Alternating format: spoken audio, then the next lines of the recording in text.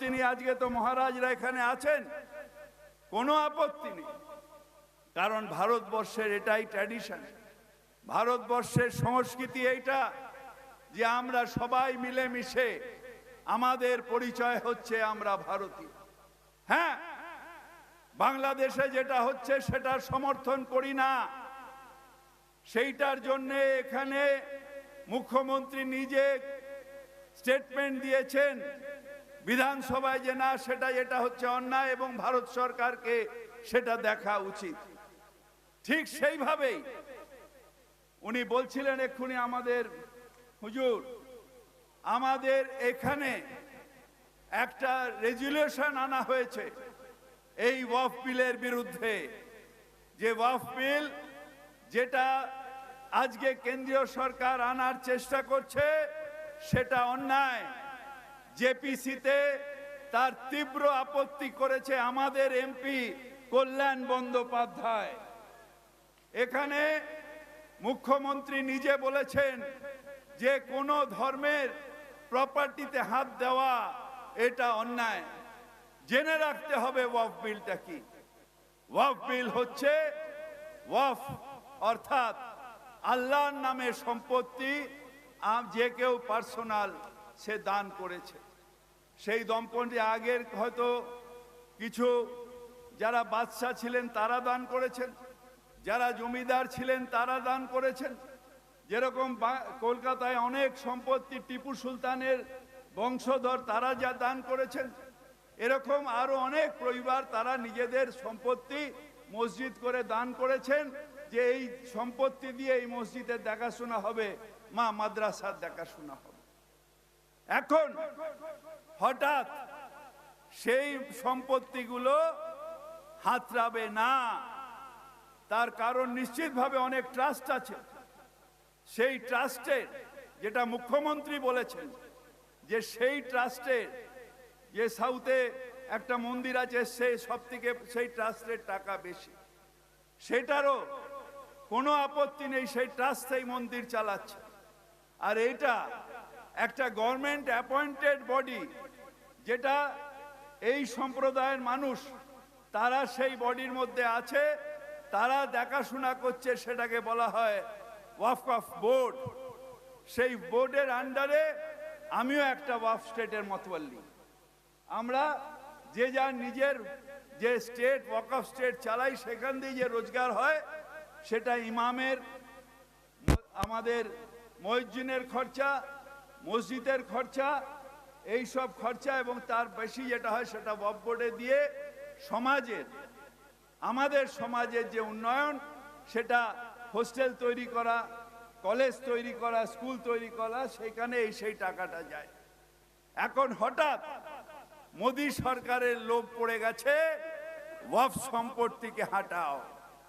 অনেকে এখানে দেখছিলাম বিজেপির যখন আমাদের ডিবেট হচ্ছিল, একটা ভুল ধারণা আছে যে মুসলমানের সম্পত্তি ভাবে ওয়াল সম্পত্তি নয়, আমার ব্যক্তিগত সম্পত্তি ওয়াকফ নয়, বা যেখানেই আমরা নামাজ পড়বো, রেড রোডে নামাজ পড়ছি, সেটা ওয়াকফ সম্পত্তি হয় না। ওয়াকফ সম্পত্তি যেটা ওয়াকফ বোর্ডের আন্ডারে আছে সেটাই শুধুমাত্র ওয়াকফ সম্পত্তি, এবং সেটা যেহেতু আল্লাহর নামে দেওয়া আছে, সেই সম্পত্তি না কোনোদিন কোনো মানুষের হতে পারে, না কোনোদিন কোনো গভর্নমেন্টের হতে পারে। তাই সেই সম্পত্তির অধিকার একমাত্র আমরা যারা মতওয়াল্লি রয়েছি, আমরা হলাম কেয়ারটেকার অফ দি স্টেট। আমাদেরও বাবার সম্পত্তি নয় সেটা, আমরা হলাম খিজমতগার, অর্থাৎ যতদিন ওয়াকফ বোর্ড আমাকে বলেছে যে খিজমত করার জন্য এটা দেখাশোনা করুন, আমরা কেয়ারটেকার দেখাশোনা করব। যেদিন ওয়াকফ বোর্ড বলবে না ইনি নয়, এরপরে উনি দেখাশোনা করবেন, এটা আমাদের নিজস্ব কোনো অধিকার থাকে না। তাই এই সম্পত্তি যখন বিল আনা হয়, জেপিসিতে আমাদের দল তীব্রভাবে তার আপত্তি করেছে, তীব্রভাবে বলেছে না, এটা করা যাবে না। এবং ইনশাআল্লাহ তাআলা এই বিল পাস হবে না।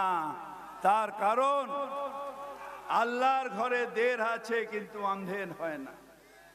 তাই যার সম্পত্তি তিনি রক্ষা করবেন।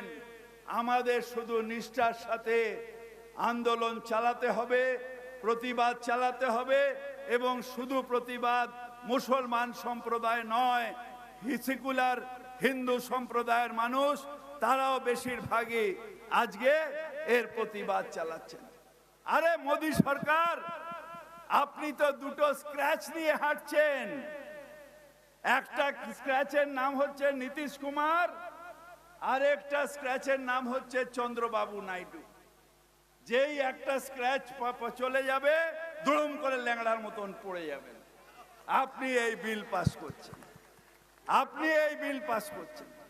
এই বিল পাস হবে না। বিশ্বাস রাখুন পরবর্তীকারের ওপরে যে এই বিল পাস হবে না। তার সম্পত্তি মারার অধিকার নরেন্দ্র মোদীর নেই, নেই, নেই। এই আল্লাহর কাছে শুধু তার রহমতের জন্যে আমরা সবাই দোয়া করি। আপনারা সবাই ভালো থাকুন, সবাইকে ভালো রাখুন, আমরা সবাই মিলে ভালো থাকব। আপনাদের সবাইকে আবার অভিনন্দন জানাই। আমি আমার বক্তব্য শেষ করছি। আল্লাহ হাফেজ, আসসালামু আলাইকুম। ববি ভাইকে একটু দাঁড়াতে বলবো, একটু এখানে দাঁড়াতে বলবো। আমরা সবাই জানি ববি ভাইয়ের বক্তব্য নিয়ে কাঠিন মাস্টার করেছে। আমরা হিন্দু মুসলমান জাতি ধর্ম বর্ণ নির্বিশেষে আমরা সবাই ববি হাকিমের পাশে আছি, থাকবো। এবং মহারাজ দিলাম একটু আসতে বলবো। আপনার